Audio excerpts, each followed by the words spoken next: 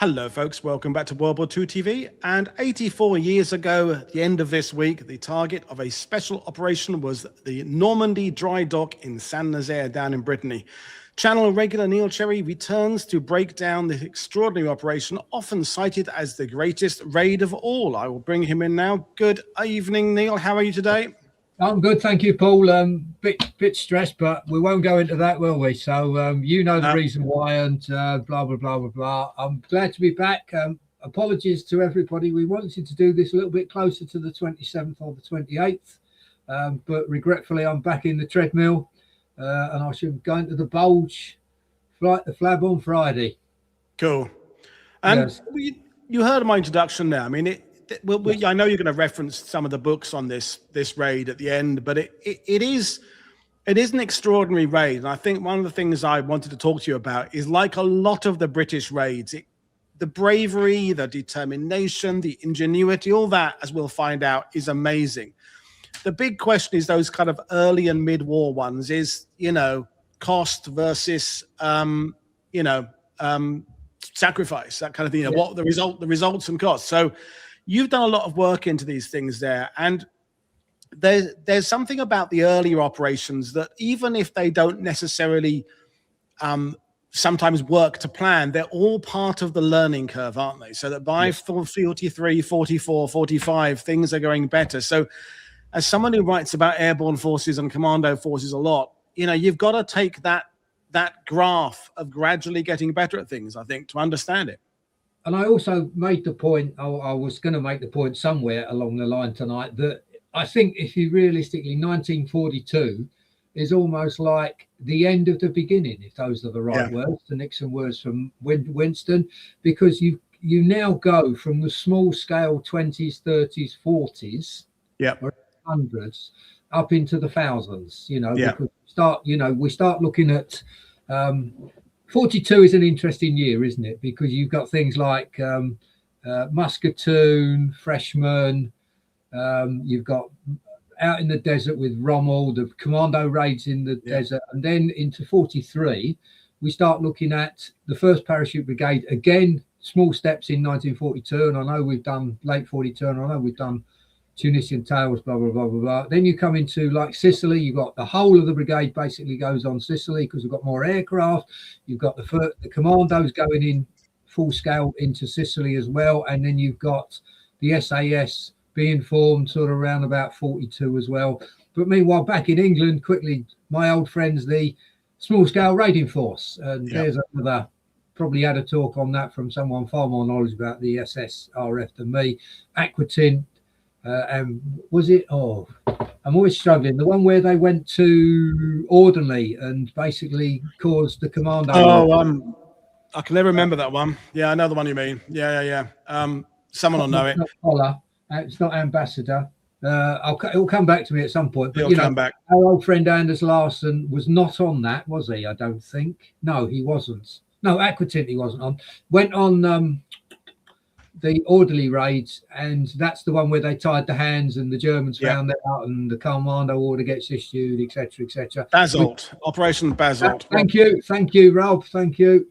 Yeah, right. Yeah. So let's get on with this. Lots of slides. So tell me when to nudge on the slides. So folks, I know some of you will know this, but lots of detail from Neil. So there we are. Operation Chariot. Over to you, sir. We can move swiftly on past that one, of course. So the reason for the raid, the Tirpitz, the dreaded huge battleship that the Germans had built and was currently sitting up in a field in Normandy. There we are, they're struggling. What else can we say about the Tirpitz? I suppose in theory, the thing best we can say is the senior service and the seniors in the senior service, but don't have crap in their pants, should I? But we're a bit worried about this Tirpitz coming out, possibly with the Gneisenau and Scharnhorst as well. We'd put the Bismarck into the bottom of the sea in 41, but this Tirpitz, and of course the Battle of the Atlantic, in my mind, the key battle of the Second World War, realistically, because I say this on my D-Day to my D-Day passengers. If we hadn't won the Battle of the Atlantic, it's hard to see Overlord happening. Yeah, absolutely. So this, should the Tirpitz go out into the Atlantic, this dry dock at St Nazaire, built in the 30s for the ship called the Normandy, which was a cruise liner, 1,500 feet long-ish, 160 feet wide, 65 feet wide. The only dry dock that could take, there we are, slightly different numbers there. The only one that could take the Tirpitz if it needed a refit. And obviously, coincidentally, as I'm sure most of our lovely listeners, all two of them are aware, the Bismarck was going for here before we managed to attack it. So there's a couple of pictures that I took last year. As I jokingly said, there's always wind turbines in the background at St Nazaire these days. Yeah. And fortunately, we're there on one of the occasions without water, as you can see. And we're already having questions. Gaz is asking, was there any real threat from the Tirpitz given the failure of the Bismarck? And that's the kind of the $1 million question, isn't it? I mean, yes, the Allies could get quite lucky and sink big ships, including battleships, but also it could potentially be a big threat in the Atlantic. So it's like, if we can avoid it being there, it would be a good thing. Even if it's not going to be quite the threat it could be, it would be that kind of bogeyman, the monster under the bed that the British and the Royal Navy don't want to be worrying about, really. Yes, absolutely. So there we are, Tirpitz, 50,000 tons, 800 feet long, 100 foot wide. So just about fit in there. So let's crack on, shall we? Next one. The Royal Navy, Navy intransigent for this raid. They were worried about the Tirpitz, but they weren't prepared to almost give a destroyer up to ram the gates. They came up with this wonderful idea, as I'm sure everybody knows, just ram the gates, put a load of explosives in an obsolete destroyer, and gradually they gave HMS Campbelltown, otherwise known as the USS Buchanan, before we got her under lease lend in 41, not sure exactly sure the date, launched in 1919, bit of a temperamental old ship, decided to do some modifications to make her try and look like a German destroyer, so cut off two of her funnels. And let's go to the next one, shall we, Paul, please? And I think also, as you can see, armoured plate going round the bridge, this 12-pounder anti-tank, sorry, 12, I keep getting anti-tank, I've been on Arnhem too long last week. 12-pounder gun on the forward deck, armoured plate, as you can see, around the bridge. And also the idea was that they would weld more steel plate down the side of the ship, so the commandos, a low fence, if you like, to provide some cover from the commandos carried on there on the run in. And additionally, firepower, put 2 3-inch mortars on the front as well that the commandos were going to fire off. They go. Obviously, the Campbelltown, just to quickly say, there was a dredged channel, obviously, to get to the port of St Nazaire, but for better reasons, the best known, we didn't want to use that channel. And they reckon the combination of a high spring tide on that night in March, plus lightning the ship, taking out the torpedo tubes, a lot of the guns off, majority of the ammunition, the oil and water tanks were pumped out, leaving just about enough to last a one-way journey.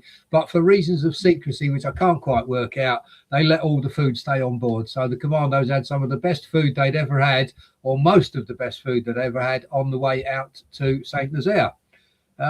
So should we go to the next one? So I'm going to quickly try through this. Those involved, the senior service on the left, what was his name? Commander Robert Ryder. He was the grandson of the Right Reverend Henry Ryder, first Baron Harrowby, as we say. So one of these guys. Ryder, interestingly, I always just like to bring in some useless facts to you, nothing to do with St Nazaire. Robert Ryder's brother, as I'm sure you know, was Lyle Ryder, who was killed in the Le Paradis massacre in May 1940 by the SS. And his other brother, Earl Terrick Dudley, died in captivity after being captured at Singapore. So a bit of a sad World War II for the Ryder family. I'm going to bring this. I don't normally do too much on the VCs for the simple reason that everybody can Google the VCs, will find out the story. But he was nominated as the commander of the raid for the Royal Navy and actually overall commander as well. And on the right-hand side, you have the wonderfully named Stephen Beattie, otherwise known as Sam Beattie, a Welshman, been in the Navy since 1925. And he was the commander of HMS Campbelltown, 33 years old. So again, you're looking at quite a sort of a youngish officers, shall we say. And Ryder was born in 1908, so he was what, 34? Yeah, at the time. So again, you're finding guys in these positions. Well, we needed a bigger army or bigger armed forces. So these guys, that's the thing I think a lot of people don't seem to realise, is how young some of these guys, relatively speaking, when you look at the senior commanders today, you don't find them in their 30s, shall we say. Anyway, shall we crack on to the Army Commandos, men from number 2 Command Army Commando, supplemented by demolition parties from nearly every other commando, 1, 3, 4, 5, 9 and 12, and in overall charge, the CO number 2 commander, Lieutenant Colonel Charles Norman, and he was 37 years old, so he was still relatively young. He'd been in the Territorial Army since 1925, originally commissioned into the Essex Regiment, which is why he's wearing an Essex Regiment cap badge. And all of those 3 guys we've just gone through have won the VC. Ryder came back, so he got his in 42, and the other 2 went into captivity, I seem to recall, and so didn't get theirs till the end of the war. So shall we go on to the next one? So apologies, a lot of information on this, and perhaps some people may want to come back and visit it. The Commandos, most of the Group 3 who were in Campbelltown. The other 2 groups came in the motor launches. We'll show you some pictures of those motor launches, because obviously those going on Campbelltown, it was a one-way ticket in theory. They needed to get something to come back on, and that's why they sent a number of these motor launches, and they all had subsidiary tasks. Group 1 basically to land at the old mole, Group 2 to land in the old entrance, as it says, and Group 3, they're on Campbelltown, and they'll smash into the lock gates. There was a motor gunboat as well, and a motor torpedo boat as well. So in total, right down in there we are. That's good. So you've got motor launch 187, as they were known, Fairmile launches made basically out of wood, 16 in total, 4 armed with torpedoes to go and have a go at the U-boat pens. Launched, produced in kit form basically, and then assembled and fitted out at numerous dockyards around the country. So again, make do and mend, shall we say, in the manufacture of ships. 85 tons in weight, 112 foot long, 18 foot wide, 4 foot 10 inches draft. So they were probably okay on the channel. MGB 314 was where Ryder was, and MTB 74 torpedoed the lock gates. We'll come on to those little poo later. So to sum up, as we can see, the Royal Navy, 1 destroyer, 1 motor torpedo boat, 1 gunboat, 40 hours, 345 Royal Navy personnel, 3 liaison officers, 2 pressmen. And on the Army, 257 commandos and a 4-man medical team. One person I do want to mention on the destroyer, on the Campbelltown, was the civilian Nafi manager, who went along for the ride, shall we say. You've got to make sure that Nafi is functioning. Make sure correctly. that Nafi was working. T, there's no Q for the T for this. That would be No, and apparently he was, because he knew that they weren't coming back, apparently they were handing out free cigarettes, which I'm sure was highly delightful to the blokes, and not even duty free, shall we say. And obviously, I suppose actually taking a big step back, we haven't mentioned this was a combined operation, have we? You know, the Navy have come up with the idea of doing it, and the Army have been given the job to do some blowing up. And then in theory, the RAF were going to come along, 27th of March, 5 RAF squadrons, 35 Whitleys, 27 Wellingtons. Bombers had to, this is a bit of a cock up, really. The bombers had to stay above 6,000 feet, rain over St Nazaire for 60 minutes to divert attention towards themselves, and they'd ordered us to bomb clearly identified targets, 1 bomb at a time. Poor weather, cloud, 4 aircraft bombed, 6 aircraft bombed above the targets. But the fact is that these aircraft were flying around for a good 60 minutes. Germans on the ground were thinking, what the hell is going on here? Because it's not a full-blown bombing raid. They're not coming in straight out. They're only bopping the odd bomb. And what happened on the 28th of February, 27th, 28th of February, just a little bit, I mean, always so in France, the Bruneval raid. Yeah. So it's only literally 1 month after the Bruneval raid, and some of the German naval commanders were thinking this could be another Bruneval raid, and they sent a message out: beware of paratroopers landing. And just to bring the airborne in, my old mate's 51 Squadron had obviously taken part in Colossus and Biting as well. So let's crack on to the next one, shall we? So the guys left Falmouth, formed up a convoy, swung to the west at Point A outside Falmouth. They were spotted apparently by some U-boats or some other German ships. So 2 other destroyers were sent out to help the other 2 that were escorting the force and to help them bring back. This circular route out, they were also spotted by some French fishermen who were taken on board one of the ships, and their trawlers sunk. And a U-boat spotted them, but thought they were probably going out into the Atlantic rather than heading towards St Nazaire. So I suppose in theory, the fog of war plays its part in St Nazaire, of course. Shall we go to the next one? Yep. Hang on. There we go. Yeah. So as we sort of said, the three-pronged attack, shall we say, the old mole, which is the arrow going up from the middle. That was the idea, is that we'll secure the old mole with some commandos, go and do a little bit of damage in the old town as it was known, and then everybody will make their way back to the old mole, get on the ships and go back to England. Fantastic. There's the plan. And at this point, Neil, we talk. I said at the beginning, it's known as the greatest raid, and you called it that in your title. It is a great, but it seems to be it's a coin toss, isn't it? It's either going to work or it's not going to work. I know that would apply to most operations, but it's a long way to go. You've got to get everything right. The combined arms. There's other events where perhaps you're dropping lots of paratroopers where it might start off badly, but then progress to be better later on. It might start well and then go a bit bad later on. It's like a switch. It's either going to work or it's not going to work. And it's kind of based on surprise. And then the whole concept of it hitting in the right place and then blowing up later on. But is there any record of, I know there's books like Purdom wrote a book and things like that. Yeah.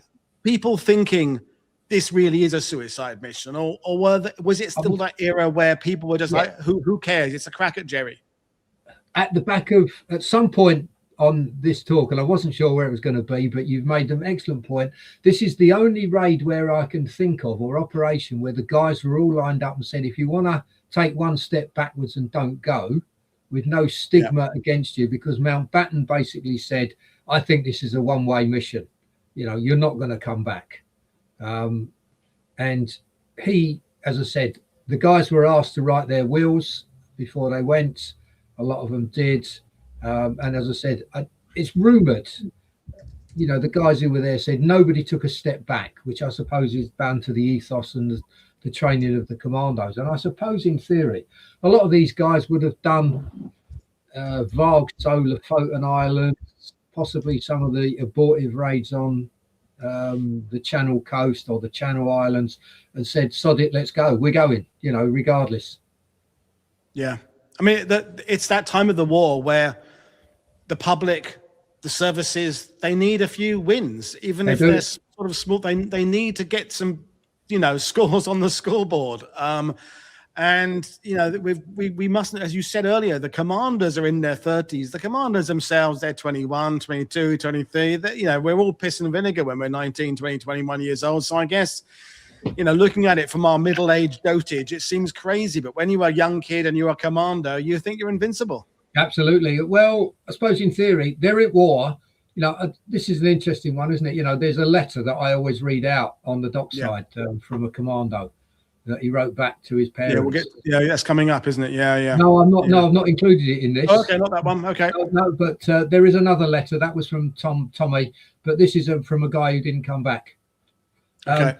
I apologize. This is all a bit complicated, but hopefully, if you want to come back and revisit it. But basically, the Campbelltown was going to smash into the dockyard gates. The MLs on the left were going to go towards the old mole, the old town, and the dockyard buildings and do some damage there. And group number 3 on the right hand side was going to go up to the storage, oil storage tanks, and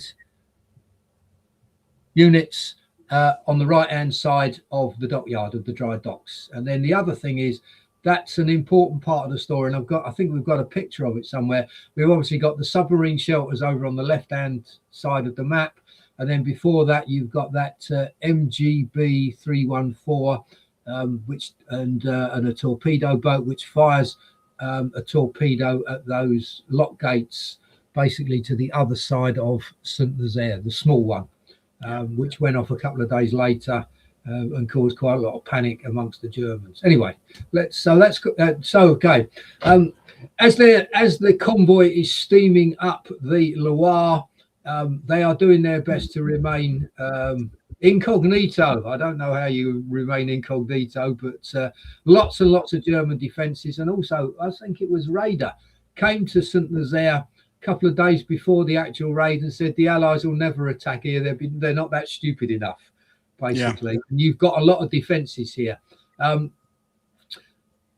There is a little bit of ruse in here. The ships were flying, or certainly Campbelltown was flying a German ensign. They had the wonderfully named signaller Pike, or telegraphist Pike, on board the Campbelltown, who spoke a bit of German, together with his signalling lamp, and he was signalling in German when he got challenged, proceeding in accordance with orders. And then when they got fired on once, it's ship being fired at by friendly forces. So the Germans were a little bit confused because they were sort of expecting a few ships in, I think. But other people were saying they weren't expecting any ships. So eventually we go to the next one as well, Paul. It's another one of these colours. Again, all hell broke loose. The Campbelltown is, they know everybody opens fire. They're only doing about 10 knots at the time because up the estuary, because the Campbelltown at full speed had a distinct tendency to settle by the stern. They thought she might scrape her bottom, and indeed she did scrape her bottom a couple of times, and there was a real danger that the mission could have failed before it even started. So when they got a lot closer, they cranked it up to the full speed of 20 knots, which doesn't seem a lot, but I believe it's tis what it is, isn't it? Yeah. So there we are. It's quite an apologies for this. Well, not apologies. I doubt my old friend Carol Margery is watching this, but I've nicked a few photographs from after the battle for this. An excellent little magazine on the raid. As you can see, you've got the old mole sticking out. You haven't got the dry dock on there, but you've got the old mole sticking out like a sore thumb there. That was the objective, and that was where they were all going to get in disembarked from on the MLs, and then hopefully get back to the destroyers and everybody go back to England. So there we are. Let's crack on there. This is, if you like, I've never managed to get on the old caisson, shall we say, but Carol did, or whoever wrote this article did, and you will see that is the view that any German standing on the caisson in March 1942 would have seen that. And as you can see, the old mole on the right hand side there. It is said that the Campbelltown was almost steering for that before at the last minute they realized that they were heading for that, and they did a quick, a right turn, and then straightened up again, coming towards the old caisson here. Fantastic. So there we are. That's a modern day view of that caisson. You see how the tide goes up and down, and the idea being that they slid in backwards. There's a winding house that you can't quite see below this, because if you go back to St Nazaire, the Germans built a bunker after the raid that we're standing on the roof of, and that's where the gun is later. And the building to the left of the picture, that's probably one of the most important objectives of the entire raid, because that's the pump house, as it's known. So that's the one that gets all the water out of the dry dock, and the ubiquitous wind turbine pylons in the background as well. Absolutely. So the Campbelltown, couple of minutes late from the plan, smashes into the gates. These classic German photographs. Can't park that there, if you like. Did exactly what it said on the tin. Smashed its way into the gate, reared up. The idea being they also scuttled. Scuttled her to help her settle by the stern, which was obviously bring the front bit up where the explosives were. Very clever idea, realistically. You can just about see the 12-pounder on the bottom left-hand corner photograph. You've got the 6-pounder there, all ready to go, and that did fire a few rounds, but that was a very, very exposed. And I suspect that's one of the ladders that perhaps they used on the right-hand side. You've got another view of the 12-pounder. The armoured plate, as you can see, round the bridge. Casualties were taken on the bridge, and we might talk about what happened on the bridge in a little moment or two. So let's go to the next one. So this is for the technically minded, shall we say. 24 Mark 7 depth charges, encased in concrete, steel plates, hidden at the top of the fuel tank. Nigel Tibbets, he was the explosives officer, came up with that. So that's 24 tons. It was about 5 tons of explosives in there. So it's going to make your eyes water if that goes off. So we go to the next one, please. And that's the dark interlaced depth charges, time fuses, 1 fuse to each charge, the blazement fuses, hammering wooden bungs, and the actual weight 7,200. That's ammo. So not quite 5 tons. So something's not quite right there, but about somewhat. So that's 4. That's just under 3 ton. Well, perhaps the casings and the concrete make it 5 ton. Anyway. Yeah. Time fuses, that's where the explosives were. That's, I think, taken after the battle after the operation, when the Campbelltown's been moved forward a little bit.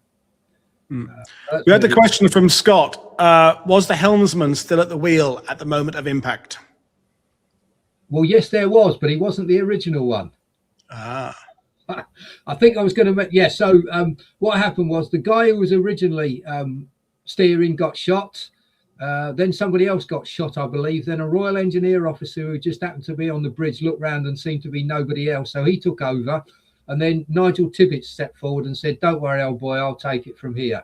So Nigel Tibbets steered it into there we are, so very important person, came up with the demolition charge and actually steered the 1A Distinguished Service Cross, and unfortunately his citation has been lost in the sands of time at the National Archive. I can't find it.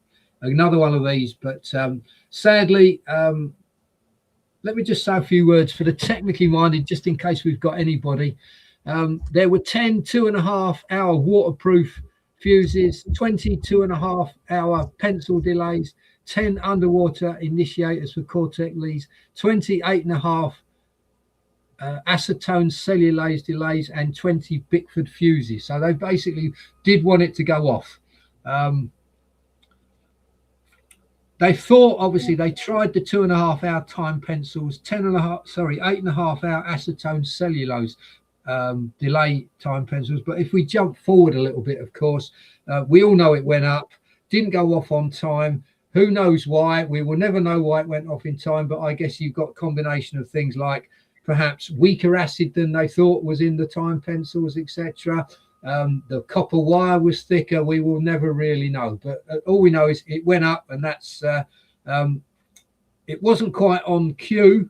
They were inserted, the fuses, apparently at 23:30, so just before they went over, just before they entered the Loire, and they went off at 10:30.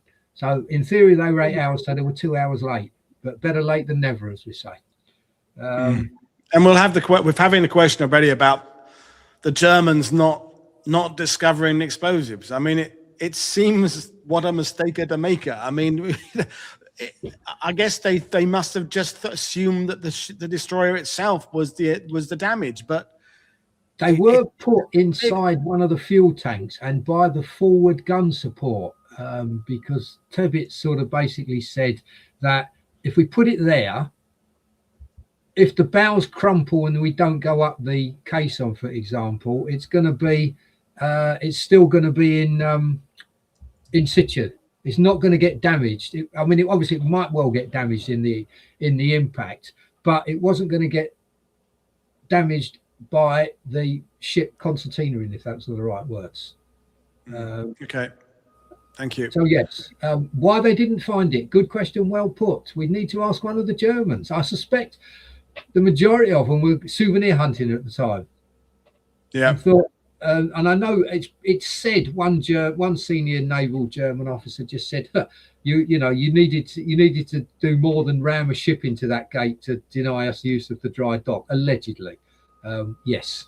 So anyway, poor old Nigel managed to get on a ML coming back, 177. She was hit, set on fire, and then he said he was killed by machine gun fire with the Campbelltown's #1 conversation, and unfortunately he's got no known grave. So he's on the Portsmouth Memorial to the Missing. Okay, thank you. Oh yes, now you've mentioned our old friend Corin. Had the pleasure of meeting him once many years ago, as you can see. Got more decorations than a North Korean general, not quite. No, I shouldn't say that. Very, very brave, interesting man. Yeah. So he was on the Campbelltown, and his job was to go and take what we call the Northern Winding House. So there's a very good little 10-minute, 15-minute YouTube that I've mentioned right at the end. He's there with Tiger Watson, and he said that one of his commandos, the wonderfully named Ronnie Chung, who was of Chinese extraction, smashed down the door with an axe that he'd taken with him.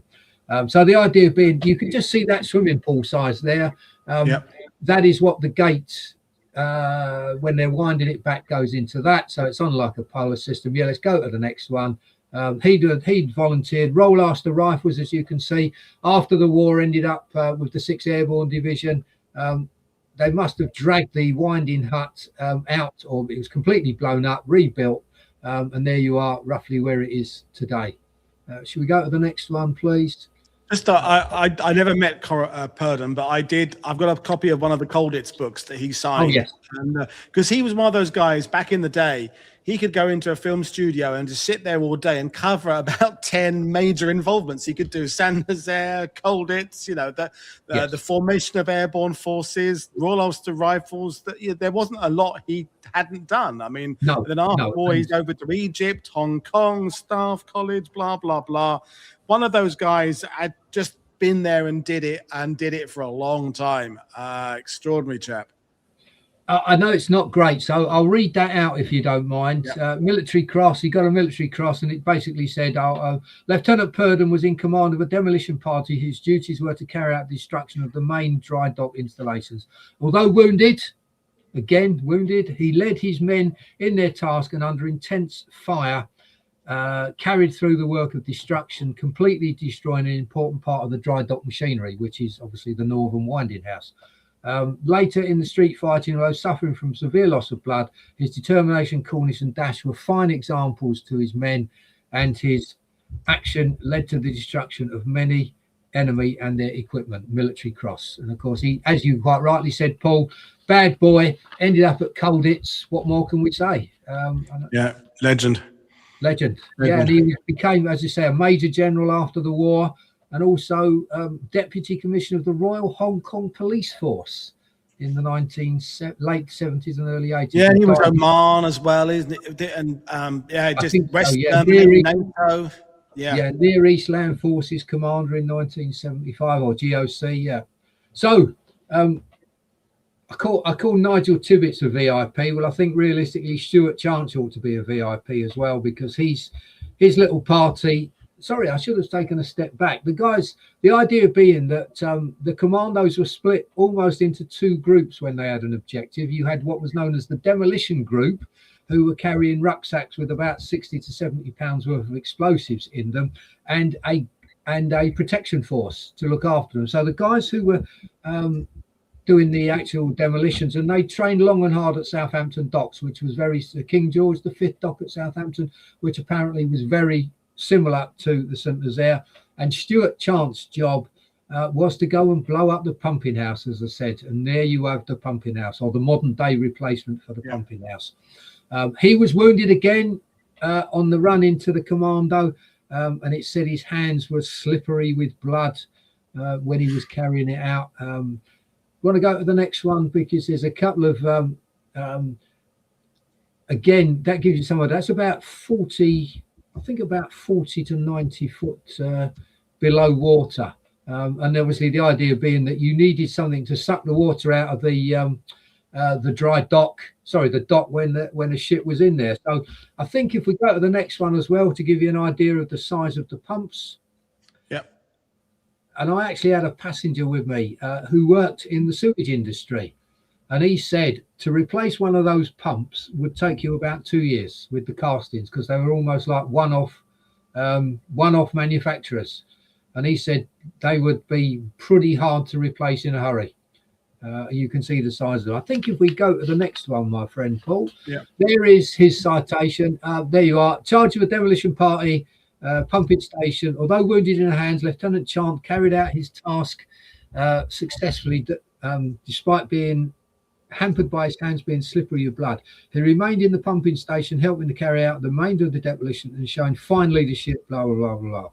Subsequently, in the street fighting, he again displayed leadership of the highest order until he was wounded again, this time in the knee, causing him to be taken prisoner. So another guy who got the Military Cross, and originally in the Gordon Highlanders.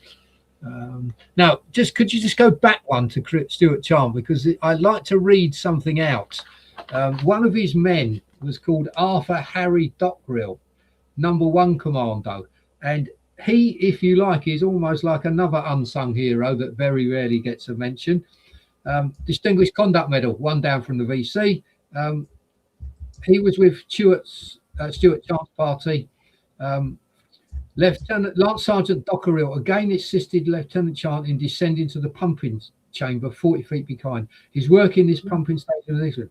He stayed with the officer while the latter fired the charges. Although the fuses were only set for a minute and a half, he waited to assist him to climb the stairs to the ground floor, a difficult feat as the officer could only move slowly and it got completely dark. He got Lieutenant Chant out with a few seconds to spare before the explosives blew up. Outstanding in his courage and devotion to duty, total disregard for his own safety. Another one of the decorations for there, and an unsung hero, shall we say. So let's move on, obviously. Although it was, obviously it became daylight, the Germans had mobilized all sorts of troops. There was Navy, artillery people, German, Luftwaffe, and the Navy. And as we'll come on to, it's a very, very difficult area to escape from once the old mole, it was basically untenable to get off from the old mole. So the guys were trying to hide in places, and obviously when it became daylight, you find many of the commandos have been wounded. You look, all right, every single one of them looks like they're wounded. Yeah. Obviously they would have had a hard job trying to escape. So as we go to the next one, and there we are. This is like some of the guys who have been brought ashore from one of the wrecked MLs. As usual, smoking, but there you go. Yeah. So as we said, 10:30ish, a couple of hours late, 100 Germans on board, souvenir hunting. It is said that they found bits of human flesh, 400 or 500 yards away. What not really can you say, is it? Should have gone off at 4:30. Some of the officers were taken to a German HQ, and apparently Beatty was in there being interviewed, and as it went off, he said, "We're not as foolish as you think," when he said something like, "You're foolish just to ram an old destroyer into that." There you are. They reckon around 360 men were killed when the explosion got up. It says well over 100, and that is you've got there, as you can see, what's left of the Campbelltown in the dry dock, because obviously when it blew up, the water just poured in. No, it didn't. Sorry, there were 2 other tankers in there already. Yes, the water poured in. There were 2 German smaller tankers being refitted in there. They were smashed up against the wall, and the Campbelltown was, if you like, the 3rd one in there. Dry docks later. If we go to the next one, I hope. The next one's escaping to Spain, but yeah. Yeah, sorry, we've in fact, the first one, one of the early ones, if you look closely, you can still see the Campbelltown in the dry dock. And that one right at the beginning, because the Germans were quite clever. What they decided to do was put a sand bank barrier across the entrance, move the gate from the south end to the north end. So you can probably say that the one at the north end, the the one at the closest to the Loire, I always get confused, is probably an original 1942 pre-war one. So I know this looked a little bit complicated, but Newman had got ashore, the commander, with his HQ group and various commandos, and the idea being that everybody, all of the groups, after they'd done all their demolition and tasks and protection tasks, would RV at the old mole. They sent up very flares, very lights to say to people, come back to the old mole, and there you go. Newman got there, realised that the motor launches were not going to get anywhere near the old mole. So basically he says, make your way across Bridge D, which is just about halfway there where it says the south entrance, and make your way to Spain. Now there again is another one of those optimistic orders, isn't it, really? You were in army uniform, you might even be in navy uniform, you probably don't speak French, and you have no idea roughly where St Nazaire is in relation to Spain, but off you go, wake your way to Spain. Having given to their credit, at least four blokes did. But obviously they did have a lot of help from the locals. Yeah, absolutely.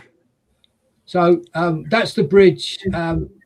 Just go back one, Paul. Obviously, I'm sure many of you, our lovely listeners, if there are any, that's the bridge when it's up to let ships go in and out. And it's a very similar sort of design to what's just down the road from you at Rome. Yeah, it's a Pegasus Bridge kind of thing. Yeah. So let's go on to the next one. So when they went back in 1947, when the memorial was unveiled, Newman and Ryder led some of the survivors across the bridge. So that's them going there. And there's still a few, obviously, I think the bridge there. So as we said, tough task on the raid, and an even tougher task. Many blokes were wounded, and this, of course, is, I'm sure many people have seen this, one of the most famous German photographs from Operation Chariot. This is Thomas McCormack, number 2 commando, originally in the Liverpool Scottish, got this nasty head wound. Another picture of him in the next one, please. Yeah, cool. There you see him lying on the, obviously got some nasty face wound, possibly eye. That's just, you can just about work out where that was taken, not too far from what they call Bridge D, the Bridge of Memories. Sadly, he was taken to Rennes, 11th of April, and he died in there in the German hospital on the 11th of April 1942, which is why he's buried at Rennes rather than at St Nazaire, because obviously some of the serious wounded were moved to other hospitals, shall we say. So again, quite a lot of German propaganda photographs taken, and obviously I suppose they thought, well, you know, we probably played down the fact that the Campbelltown's blown up, but we'll make propaganda of all the commandos that we've killed. So rather unsavoury picture there of one of the dead commandos with all these Germans going around looking for people, shall we say. And I think the next one is in similar vein. Again, you can see the dockyard in the background. Suicide mission, as you said, Paul. Yeah, and we'll get to your conclusions later on, but still some more personal stories to go. So yes. Darren Little in the sidebar mentioned Durant earlier, so I'm glad you're doing his story. Well, you know me, I like to go off the wall a little bit. Now, while he is a VC, probably the only known soldier to win the VC in a Navy engagement, as we say, because he was on one of the MLs and was firing a Lewis gun for basically until he was wounded and couldn't stand up anymore. A German officer of a destroyer that was firing at him, a Captain Lieutenant Paul, called on this motor launch to surrender. Durant's response was to continue firing at the bridge, weaker from loss of blood. Renewed attack by the destroyer, silenced the guns, refused to give up until the destroyer came alongside and actually grappled the launch, taking prisoner all the others. And he obviously was seriously wounded. He died the next day in a German military hospital. This Captain Lieutenant Paul from the German Navy was so impressed by Tom Durant's bravery that he's personally spoke to Newman, who had been taken prisoner, and told him that Durant, or whoever he was, should be recommended for the highest possible award for decoration. And obviously that didn't happen until 1945, and it was awarded in 1946, and his mother got it from the King, Buckingham Palace. And his VC is held at the Royal Engineers Museum at Chattenham in Kent, if anybody is ever down. Yeah, Rob Crane, our expert and guest, got to see it and hold it. So he had to hold it. So there we are. It's pretty cool. Hopefully with gloves on. Hopefully with gloves on. Yeah, definitely. So he's buried at there anyway. So there we are. That's Durant's citation. I won't read that out because you can probably easily get that off the internet as well, just to save a little bit of time. So if we go to the next one, and the other, so here we are. Yes. So here we are. Wrote a letter home to his mother, 25th of March. I've enclosed. I think £20 and 10 shillings was a fortune in those days. It's quite a lot of money, I would imagine. Yeah. I shan't be needing it where I'm going. I hope everything is okay. I can't tell you where I am. If anything happens, you will be notified. Lots of love. Ever your loving son, Tom. And Darren is pointing out that the bottom photo is his brother. Yes. Yeah. Thank you. Good. Carrying on. We've done that. On that one. So brought ashore. So this is these are the survivors from the motor launch that Tommy Durant was on. I always think it's always nice. The officer there with his white sweater on, his hands in pockets, wearing his plimsolls. Yeah. Lots and lots. So again, some more pictures. Nick from after the battle rescued all these survivors, or these Royal Navy guys from the estuary of the Loire. Some did manage to get away, but not many, as we'll come on to later. So I think we go to the next one. We've got obviously the other VC at St Nazaire was Bill Savage. Again, his citation is at the National Archive. Again, he's another one. Gun layer of a pom-pom, motor gun boat, recognition, gallantry and devotion to duty. And also, this is a bit like Sam Beattie's one. Sam Beattie gets it in, if you like, on behalf of the crew of the Campbelltown, because his citation actually says, for all the unsung, the other actions of valour and gallantry that we don't know about. He was on his boat, made it back to England, and he is buried at Falmouth. So he's the only piece. Well, yeah. Let's go on, shall we? Again, if you ever do go to St Nazaire, we always go down to lunch to La Baule. You could almost, I don't know if you've ever been there, Paul, it's almost feel like you're in the south of France at Saint-Tropez or somewhere like that. Oh, I've been to St Nazaire, but not been. I don't hobnob in the places you go to. Clearly, no. I go there with the riffraff. You go there with the hoi polloi. Well, it's interesting. Now, this Hotel Hermitage, I think the cheapest room is €300 a night there. Not for me at all. So the Germans took it over as a hospital, and I usually manage to blag my way in by slipping the concierge a few euros and just to take a few lovely people in who are interested to go and take a photograph of the dining room. Nice. Top right-hand corner, you can match up the windows, and all the commandos are often laid out on makeshift beds on the floor. So the Hermitage, La Baule. Interesting enough, La Baule was where a lot of the U-boat commanders and crews went for their R&R. The officers stayed in the better hotels, the casino down there, and I'm sure there was a few French young ladies made their way down there to try and earn a few francs or rights. Anyway, always worth going. So, of course, the British newspapers, again, as like you said, bit of good news. Not a few weeks before, Singapore has fallen, hasn't it? In February 42. Commandos sailed into St Nazaire, dock on ramming destroyer. And I've got another headline next, or newspaper, should we say.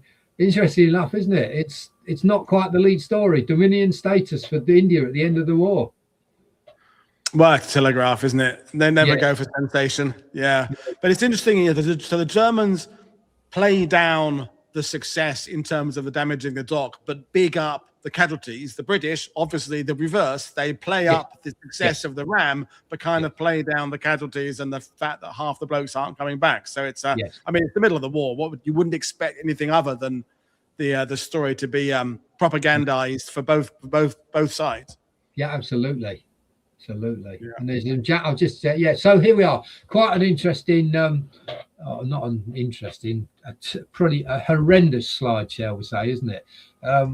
34 officers, 151 ratings of the Royal Navy killed or missing, 34 officers, 178 ranked commandos, 68, 329 in total, vary, 611, numbers vary as you might imagine, 397 total casualties, 65% loss rate. You couldn't do a St Nazaire every week.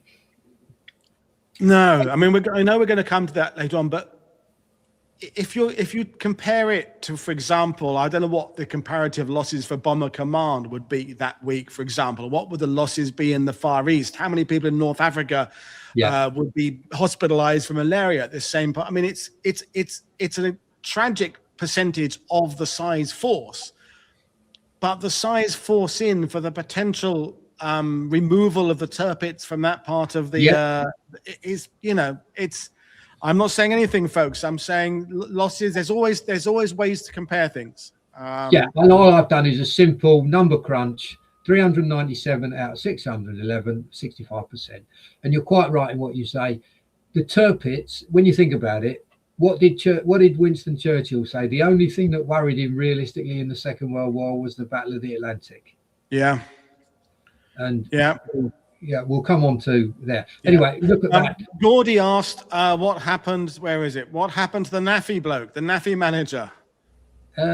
Good question, well put. He got mentioned in dispatches, and I think he came back to England on one of the motor launches because he was able to run for cover quite quickly.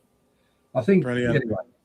So as you can see, I'll try and find out his name. I'll put it on the Facebook page. I do know his name somewhere, but I just can't remember it off the top of my head. I mean, the thing is, it's as you might imagine, I have so many battles and that going around in my head. I can't always remember all the names. Like I was struggling for, was it Basalt, wasn't it? That we were Basalt. I mean, and again, the other thing is that we're looking at this from a perspective of history and 80+ years.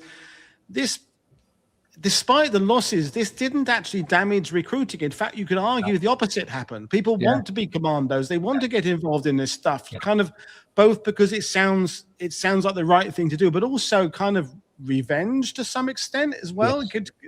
You do get stories, don't you, of people joining the Airborne and the Commandos to revenge their brothers who had already been killed.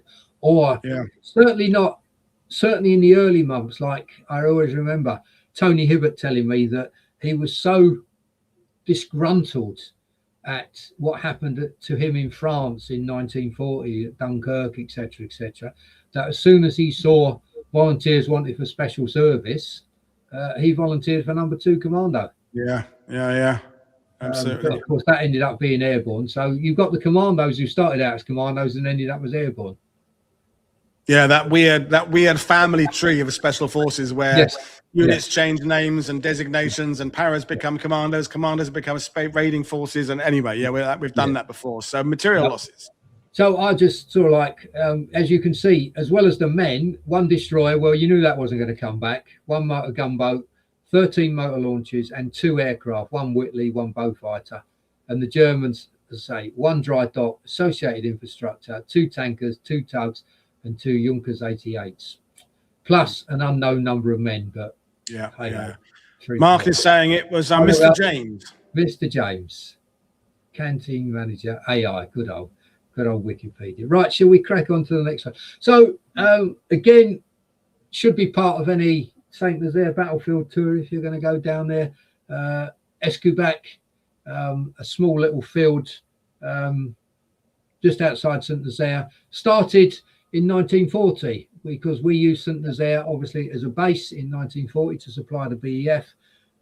17 British soldiers during 1940, and it's at Dieppe, isn't it? I was just thinking, just to bore everyone briefly, if you ever go to Dieppe, you need to go to the cemetery there because you've got the 65-year-old civilian who's a major and the woman whose name escapes me at the moment from the Salvation Army who's buried there. Oh yes, 1940. You know what I mean. Anyway, so obviously started in 1940.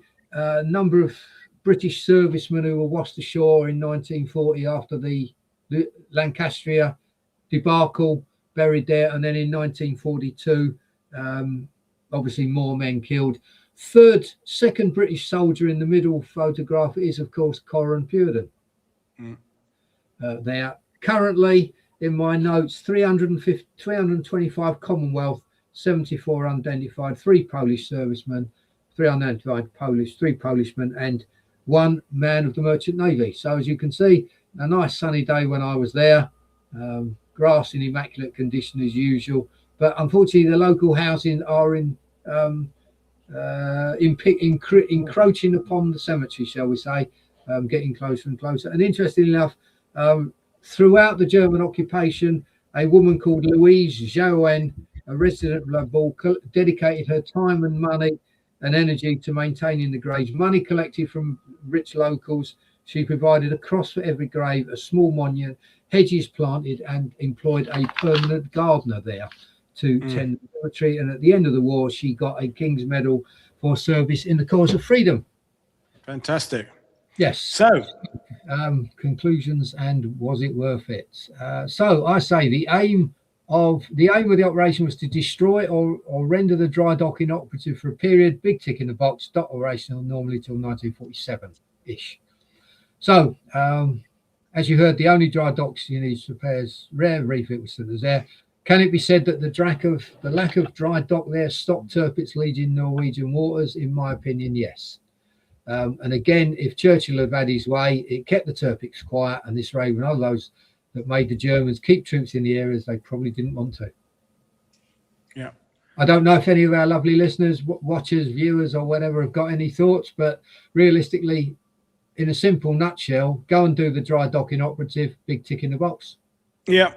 I mean, there are people saying it was worth it. There are some people saying it wasn't worth it. Interesting question that came very early from Ian Carr saying, would Dieppe have been more successful if St Nazaire had not happened 5 months before and the Germans were better prepared? Because let's face it, all German harbour and port installations go on kind of extra double secret probation red alert for the next few weeks and months. And of course, that's Dieppe, and some of the same players are there. You know, Red Rider is back as well. So do you think if this hadn't happened, Dieppe might have been a slightly easier operation? Well, that's put me on the spot, hasn't it? I mean, it's impossible to say, isn't it? We can't speculate. Yeah. Well, let's look at Dieppe. You've got the Commandos did a pretty good job on the flanks. Yep. Even though they were intercepted on the way in. The Canadians, those beaches, when you stand on them, totally unsuitable given the, you know, it's almost Britain's Omaha Beach, isn't it, with the cliffs? Yeah. Not Britain's Omaha Beach, Canadian Omaha Beach. I know I should not insult our colonial cousins. Wrong place, raiding force, Russians screaming out. Dieppe's another story, isn't it, really? And I mean, can you say that Dieppe was a political raid? Yes. I mean, it probably was going to happen anyway. I mean, I'm wondering, as Ian said that question, I was wondering, for example, when were those concrete blocks put in the streets at Dieppe to stop Churchill tanks getting through? If, for example, it turned out they were put in, let's say, you know, May or June, then that's one of the obstacles, literally, that meant that the armored support couldn't get into town. I mean, I don't know. For all I know, they might have been there since 1941. I have no idea. But if there were things at Dieppe that were put in extra measures as a direct result to St Nazaire, then it's going to have some sort of negative effect.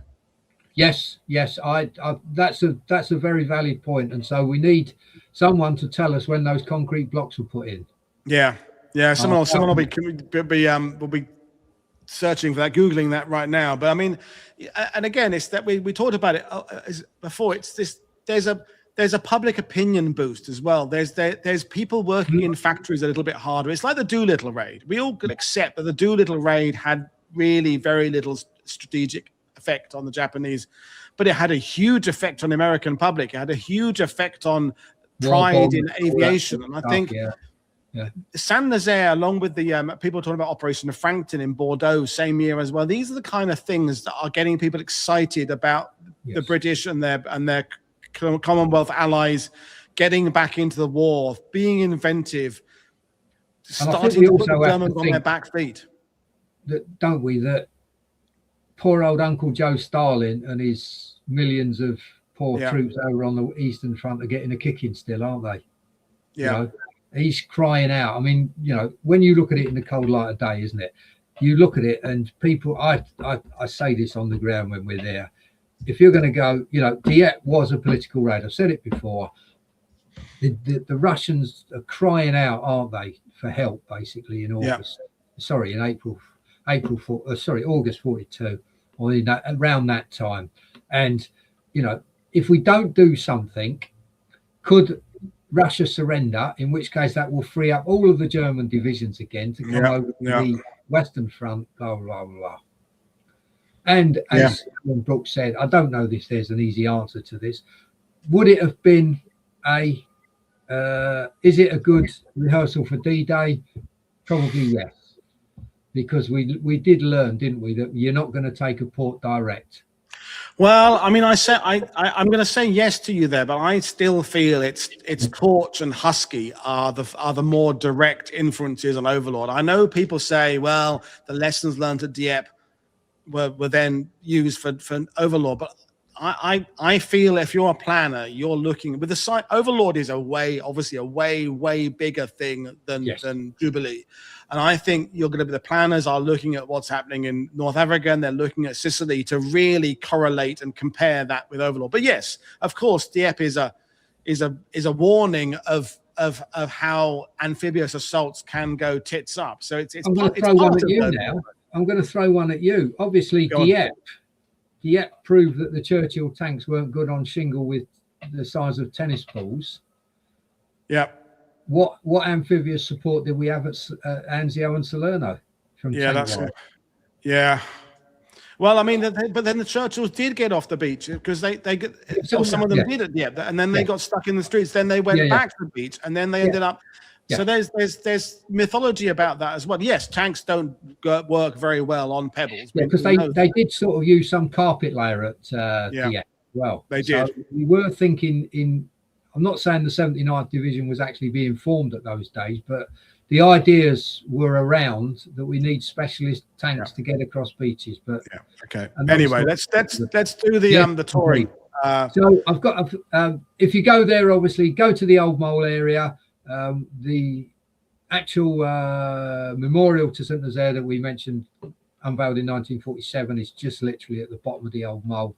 So you can see right on the banks of the Loire estuary, and a few reefs always around. So what to see and where to go? Probably a bit late, but that's the 12-pounder gun that was on the front of Campbelltown, which apparently was dredged up in 1972, I believe, and is now on top of that bunker that the Germans built after the raid to protect the entrance to the port. So there's one. Yeah, me and my mates have got a group photo around that somewhere. Yes, and it's sort of not exactly straight either, is it? So it's a funny angle. It's weird. Yeah.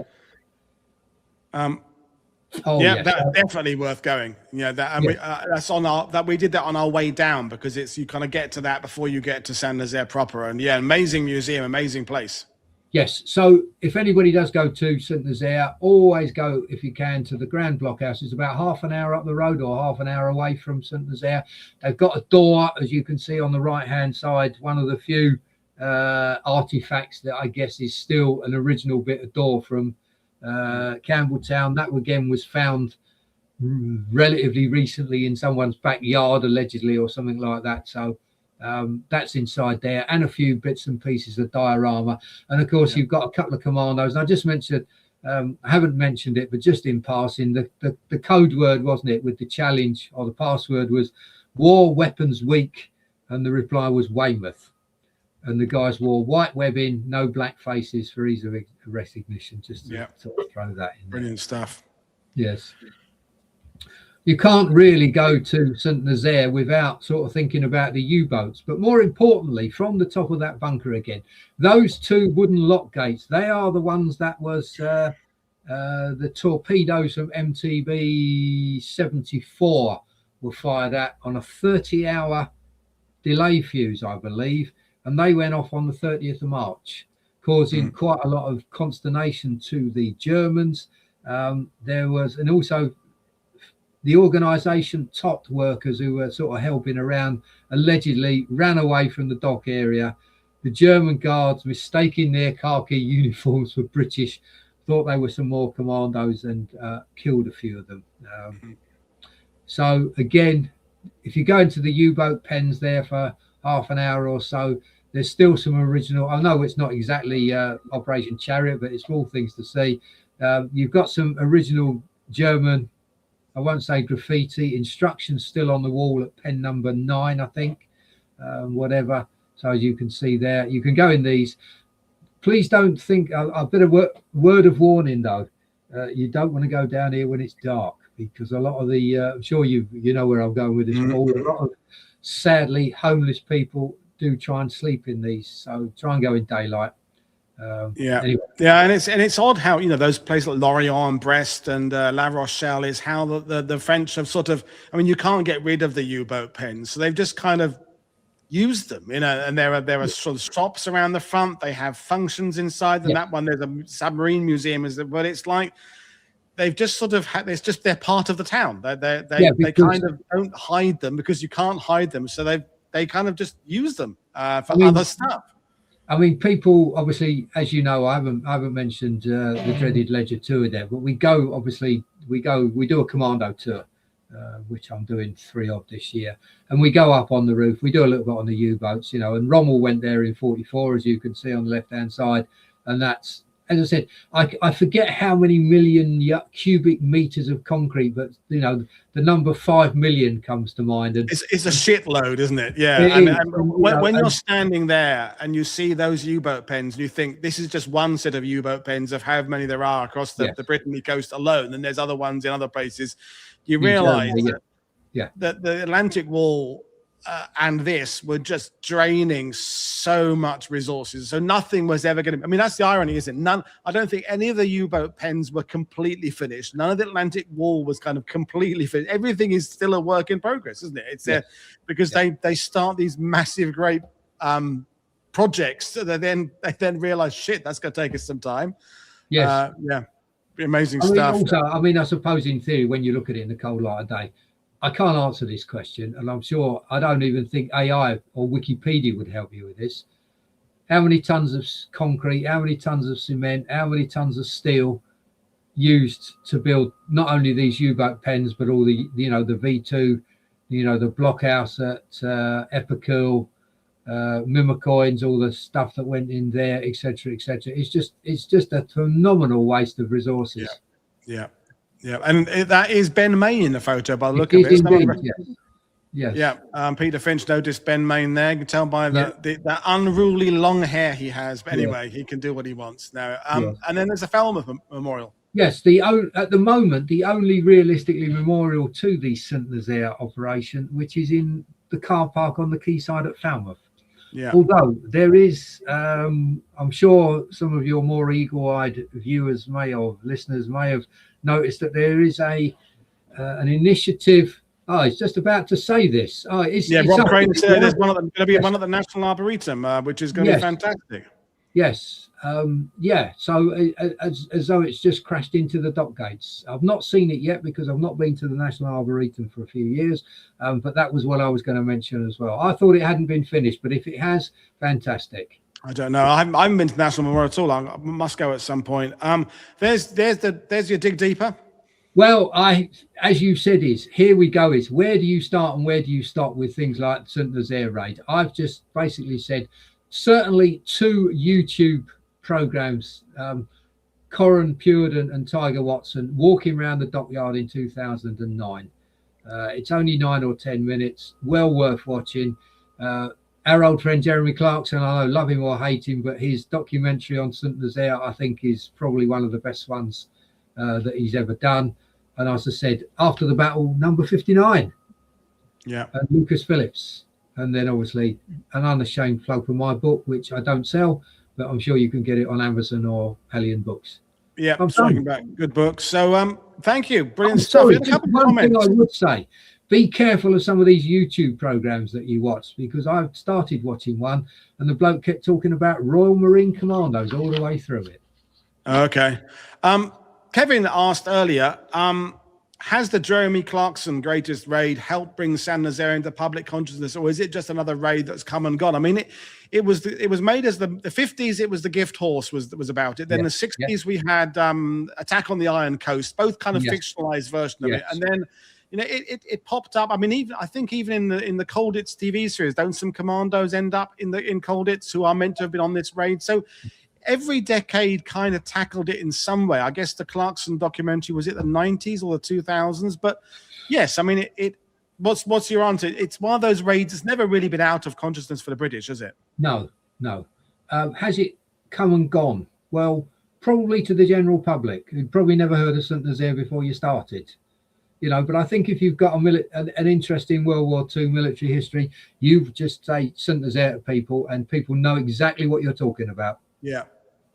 Thank you. Again, I suppose it's like if we said Bruneval to the average member of the street, the average member of public in the street, they have no idea. And I think probably St Nazaire the same as well. Yeah. No, it should be known, but I mean, it's known by the right people. And then talking about, the conclusions and whether it was worth it, I think a representative comment just about the bravery is from Grant here. The whole mission is an incredible snapshot of the bravery and determination of individuals during a moment in history. And I think that's it. We can all have the luxury of debating, was it worth it? Was the Tirpitz real threat? But no one can question the absolute balls of steel all of the participants in this had. Especially when they were told. Especially when they were told beforehand, and I'm not even sure, I can't remember off the top of my head if it was Mountbatten who came down or another senior officer, that you can step back if you don't want to go. Yeah, you said that. Yeah, I know. Yeah, but I can't recall that happening on many other raids. No, exactly. And about the we talked about Overlord and Dieppe and things that followed. Gary Giamara said, Hitler, at one of his Atlantic War conferences later that year, thanked the Brits for opening his eyes with that raid, for showing him how weak his coastal defenses were and how they needed to be improved. So, which sounds like a negative, but then, as we just said, wherever the Germans put their effort, it means they're not putting it somewhere else. If they're putting effort into Atlantic Wall, it's theoretically, it means less tanks or less aircraft. If they're putting into aircraft, it's less concrete. So, whatever we're doing, I mean, the Atlantic Wall ended up failing, didn't it? So, on Overlord, it delayed things for a few days. And even the Dieppe raid, it didn't derail the Allies' victory in Europe, really. So, yeah, interesting stuff. So that's a very, very good comment, that, because I always say as well is, I read a book about Hamburg on holiday, just as one of them short Osprey ones, Air War. And they said something like, in total, 3 million people over the course of the Second World War displaced from Hamburg. In total, 3 million.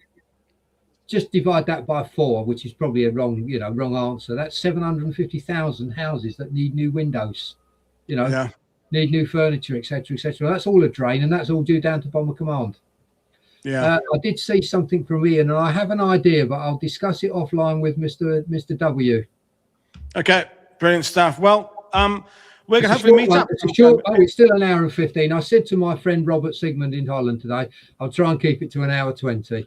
An hour and 20 is my kind of sweet spot. I feel 75 to 80 minutes is the sweet spot. So I don't want to talk forever, Hopefully our paths will cross finally in Normandy next month. That'd be good. But folks, I'm back again tomorrow, and then I'm going to have I'm not doing much for the rest of March because I have to go back to the UK because my dad's not doing very well, so I've got to do some family stuff. So back to scheduling stuff in April. But anyway, in the meantime, click like and subscribe, buy my guest books, consider becoming a channel member or a patron. But in the meantime, I will see you all again tomorrow. Cheers, Neil. Cheers, viewers.